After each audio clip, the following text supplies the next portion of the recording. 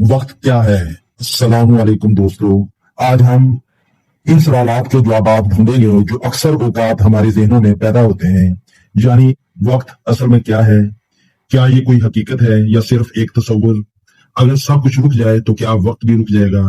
گھڑی وقت بناتی ہے یا صرف بتاتی ہے؟ ہمیں وقت کا احساس آخر کیوں ہوتا ہے؟ وقت ہمیشہ ایک ہی رفتار سے چلتا ہے یا بدل سکتا ہے؟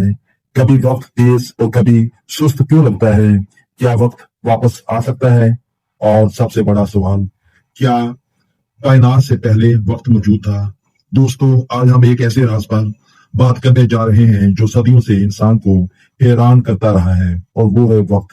وقت کوئی پتھر، پانی یا ہوا نہیں ہے، یہ کوئی مادی شے نہیں جسے ہم ہاتھ میں تھام سکیں۔ وقت اصل میں وہ بہتا ہوا دریا ہے جس میں کائنات کی ہر شے تیرتی ہے۔ یہ وہ پیمانہ ہے جو تبدیلی کو ناپتا ہے۔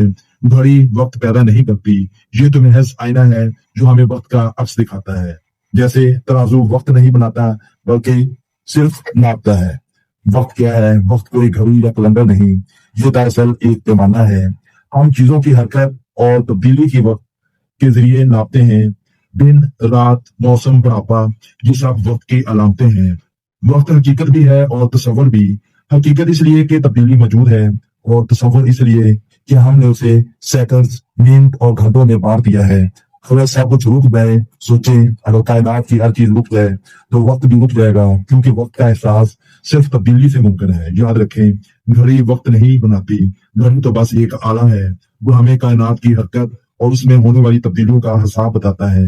دوستو، ہمارے دماغ کی وجہ سے ہمیں وقت کا احساس ہوتا ہے، ماضی یاد رہتا ہے، حال میں جیتے ہیں اور مستقبل کی منصوبہ بندی کرتے ہیں۔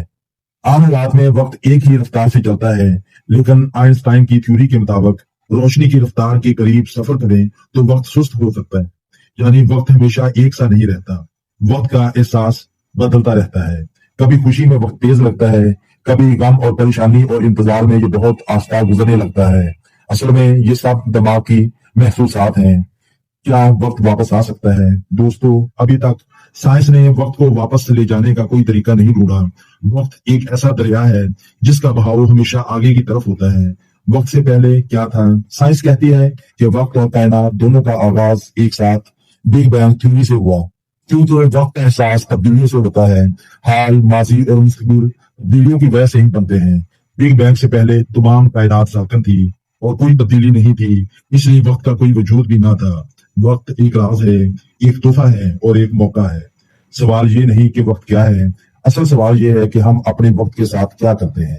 دوستو، اگر آپ کو میری یہ ویڈیو پسند آئی ہے تو اس کو لائک کریں، شیئر کریں اور سبسکرائب، فالو کریں۔ شکریہ، اللہ حافظ۔